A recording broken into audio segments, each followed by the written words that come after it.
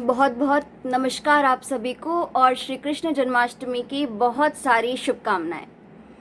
आइए सबसे पहले आपको इस वीडियो की शुरुआत में दिखाती हूँ ठाकुर जी की जो भी यहाँ पर तैयारियाँ हुई हैं जन्मोत्सव की। ये शुरुआत है कंस के कारागार से। यहाँ से बाहर वसुदेव जी छोटे से ठाकुर जी को अपनी टोकरी में लेकर के यमुना नदी के पार लेकर जाने के लिए एकदम तैयार हैं। यहाँ से शुरू होता है हमारा नंदगांव, जहाँ पर माता यशोदा और नंद बाबा अपने लाला के साथ में विराजमान हैं। और आगे का जो दर्शन है झांकी में वो है श्री गोवर्धन लीला।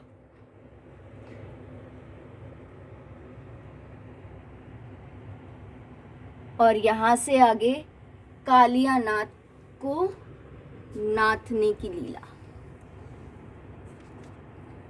और इसके ठीक आगे है हमारा रास मंडल, जहाँ पर छोटी छोटी सखियों के साथ में ठाकुर श्री राधा रमन बिहारी रास कर रहे हैं। और यहाँ पर आप देख सकते हैं कि त्रिलोचना सखी यानी कि हमारे गोपेश्वर महादेव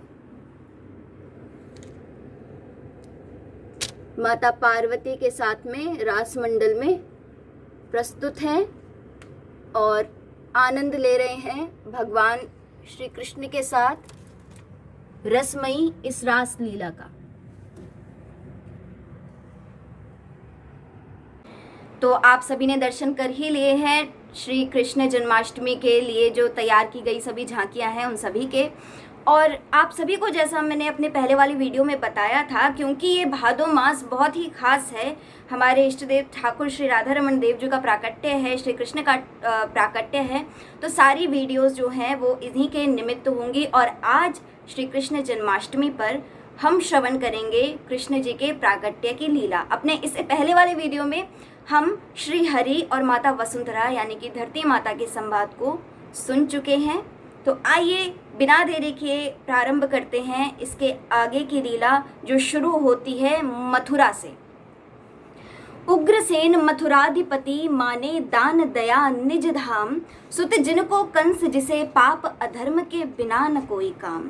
दुष्ट कंस के मन में था चचेरी बहन के लिए प्यार, कर रहा था विदा देव की वसुदेव को, बन सारथी हो रथ में सवार। ज्यों ही रथ का पहिया आगे बढ़ा, प्रकृति हुई अति कराल, और हुई आकाशवाणी कि मूर्ख कंस, देवकी का अष्टम पुत्र होगा तेरा काल। ये सुन पापी कांप गया और निकाल ली तलवार, केश पकड़े माँ देवकी के और दुष्ट मारने को हो गया तैयार। इतने में वसुदेव जी आ गए बीच में और कहा, क्यों मारते हो अपनी बहन को, जब वो है निष्पाप। मैं लाऊंगा खुद अपनी संतानें तेरे पास, दिया वचन तुझे ये वसुदेव ने, चाहे छूट जाए जीवन की अंतिम सांस। माँ देवकी बाबा वसुदेव चले कारागृह की ओर, ना पता चले कब हुई रात, न पता चला कि कब होगी जीवन भोर। काल चक्र आगे बढ़ा और देवकी ने पुत्र को जन्म दिया। हो नियति से प्रेरित दुष्ट ने पत्थर पर पटक कर उसका वध कर दिया। इसी तरह पापी ने 6 पुत्र माँ देवकी वसुदेव जी की मार डाले। पाप का घड़ा भर रहा था उसका कि 7वें गर्भ में स्वयं बलराम श्री शेषनाग जी पधारे। प्रभु ने योग माया से माँ देवकी से माँ रोहिणी के गर्भ में उन्हें भेजा। इसी कारण से उनका एक नाम संकर्षण भी पड़ गया। माह भादो कृष्ण पक्ष और हुआ रोहिणी नक्षत्र, होने जा रहा था आगाज अब से श्री कृष्ण का सत्र। अति अंधियारी रात और वर्षा हुई अति तेज, अति अंधियारी रात और वर्षा हुई अति तेज। प्रभु आगमन पर प्रसन्न धरा सजा रही थी पृथ्वी पर फूलों की सेज। प्रभु आगमन पर प्रसन्न प्रकृति सजा रही थी धरा पर फूलों की सेज। मध्य रात्रि कारागृह में अति प्रकाश पुंज छाया। देखते ही देखते प्रभु ने अपना चतुर्भुज रूप देवकी वसुदेव को दिखलाया। बोले प्रभु जब धारण करूंगा बाल रूप, बोले प्रभु जब धारण करूंगा बाल रूप, हट जाएगी सबके जीवन से दुख कष्टों की धूप। आगे की लीला के लिए मुझे गोकुल नंद बाबा के पहुंचा देना, वहां से माँ यशोदा की पुत्री को योग माया को यहाँ ले आना। तब जाकर प्रभु का अवतरण हुआ, देख प्रभु की नीलम छवि संपूर्ण ब्रह्मांड पुलकित हुआ। माँ देवकी खुश थी पर छलक रहे थे नैन नीर, बोली अपने लाल से कैसे सहूं बिछुड़न की पीर। बाबा ने समझाया माँ को कि अब संयम का समय है, रोने का नहीं। पुत्र बचाने के लिए प्रभु आज्ञा ही है सही। रखा लाल टोकरी में और टोकरी माथे धरी, प्रभु कृपा से सैनिक सो गए और सभी बेड़ियां है खुली। चले बाबा गोकुल की ओर तो राहें मिलती गई, चले बाबा गोकुल की ओर तो राहें मिलती गई। यमुना जी तो मगन हो छूने प्रभु चरण, अपना स्तर बढ़ाती गई।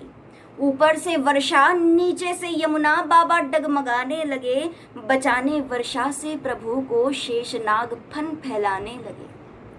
आज यमुना में जल नहीं अमृत बह रहा था, चरण स्पर्श कर अब जमुना जी का जल स्तर भी घट रहा था। अब पहुंचे बाबा नंदराय जी के महल, प्रभु लीला में बाबा को अब करनी थी पहल। सुला लाल को माँ यशोदा के पास ले योग माया को वो जाने लगे। मन ही मन जय हरि श्री हरि जय नारायण बस गाने लगे। जैसे ही योग माया को लेकर मथुरा पहुंचे, वैसे ही बेड़िया बंधी और सैनिक जागे और देने सूचना कंस को, वो तो बिना रुके भागे। कंस ने जब देखा कि कन्या है तो हंसा और बोला ये क्या मुझे मारेगी, पर आकाशवाणी असत्य हो, ये अब मेरे हाथों से मारी जाएगी। पापी ने ज्यों ही हाथ में ली कन्या उठाई, कन्या बनी महाशक्ति और अट्टहास कर चिल्लाई, तू क्या मुझे मारेगा, तुझे मारने वाला तो जन्म ले चुका। उल्टे दिन गिनना शुरू कर दे, समझ अब तेरा अंत बस अब हो ही चुका। ये कहकर जगदम्बा जगजननी विंध्याचल में बस गई। कोटि कोटि नमन माई को प्रभु लीला में अपनी भूमिका कर गई। वहाँ नंद बाबा माला फेरे छोरी कि छोरा कर रहे, वहाँ नंद बाबा माला फेरे छोरी होगी या छोरा होगा, बस यही कर रहे, क्यों तड़पा रहे प्रभु यही बस कह रहे।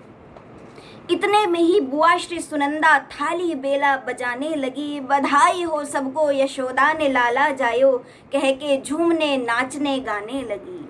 अब से ब्रज में नंदोत्सव प्रारंभ हुआ, देखने प्रभु की छवि देवताओं का मन भी मचलने लगा। 80 गज के लहंगा पहर ब्रज गोपी बधाई देने को आने लगी। बाबा के संग मैया लाला के जन्म पर खूब खजाना लुटाने लगी। तो मित्रों, ये थी कृष्ण जन्म की लीला और ठाकुर जी के मथुरा से श्री गोकुल धाम में प्रवेश की लीला, और वहाँ से नंद बाबा और यशोदा माँ की जो स्थिति हुई अपने लाल को देखकर, क्योंकि चौथेपन में जाकर के माँ यशोदा और बाबा नंद को ऐसे सुघड़ पुत्र की प्राप्ति हुई थी जिनके जैसा कोई और है नहीं। यहाँ से आगे की जो लीला है वो हम सुनेंगे नंदोत्सव पर, और नंदोत्सव क्योंकि कल है तो आने वाली वीडियो भी कल ही होगी। इससे आगे क्या क्या लीलाएं हुई, कैसे कैसे बधाई गाई, कैसे कैसे गोप ग्वालों ने उत्सव मनाया, और क्या क्या कौन कौन सी वस्तुएं मैया बाबा ने हाथ खोल कर दिल खोल कर लुटाई, उस सभी का वर्णन हम कल सुनेंगे। तब तक के लिए इजाज़त दीजिए। एक बार फिर से जन्माष्टमी के परम पावन पर्व पर आप सभी को हार्दिक शुभकामनाएं। जय श्री कृष्णा।